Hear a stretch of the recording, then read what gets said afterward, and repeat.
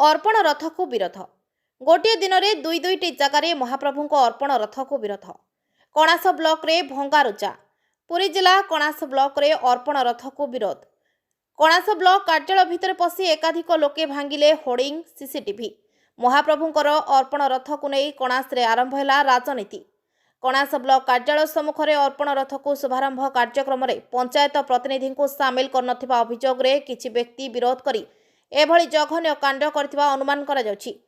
घटना घटिबा परे भयरे ब्लॉक कर्मचारी ब्लॉक कार्यालय छाड़िले। घटनास्थल में कणास पुलिस पहुंची तदंत चलाइछि। सेहीपरि पुरी जिला गोप ब्लॉक अंतर्गत बनाखंडी ग्राम पंचायत रे महाप्रभु अर्पण रथ शुभारंभ कार्यक्रम में बनाखंडी पंचायत समिति सभ्या भारती मल्लिक को सामिल करनथिबा एही अर्पण रथ कार्यक्रम में ब्लॉक प्रशासन और दायित्व रे थिबा ग्राम पंचायत अधिकारी मनदीप शतपथी न खोजिबारु ग्राम पंचायत अधिकारी मनदीप शतपथी को प्लास्टिक रस्सी रे बांधिबा को चेष्टा करथिबा बेले अर्पण रथ सम्मुख रे बसी रहिथिले समिति सभ्य। फल उत्तेजना देखा मिलता। परे घटनार खबर पाई गोप पुलिस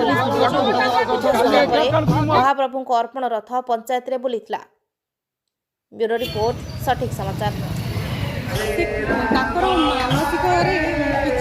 माने जो कहती किसी भ्रम धारणा रही गोटे जगन्नाथ गोटे शुभ मांगलिक कार्य ए माने कहार कौन ये रहा कथा नुह मन भर कौन अशुभ अशांति रहा कथा जदि यहाँ भी बहुत सर्ट पीरियड रे वीडियो बहुत शीघ्र अरेंज कर आम समस्ते सहयोग करवा कथा ना कि कौटी छोट मोट किसी गोटे जे पीओ एम छोट छोट गोटे कौन कथा को आम धरी विश्वास कारण कौन रही किसी भी ना आज्ञा कहते पंचायत दायित्व मिलूनी जे एमती गोटे अघटन है नाई नाई नाई आज्ञा काली सी निजे पीओ को सहित आम भी छाड़ू पीओ को सहित ये जगह ए स्थान कौटी कौन हम बुली परिदर्शन कर बुझी सबकि दायित्व भी कहीं क्या दिखती दायित्व नवाक पड़े जदि सी घर बसवे पीओ कौन दायित्व जगन्नाथ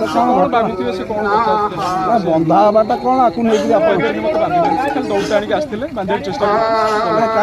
कारण कौन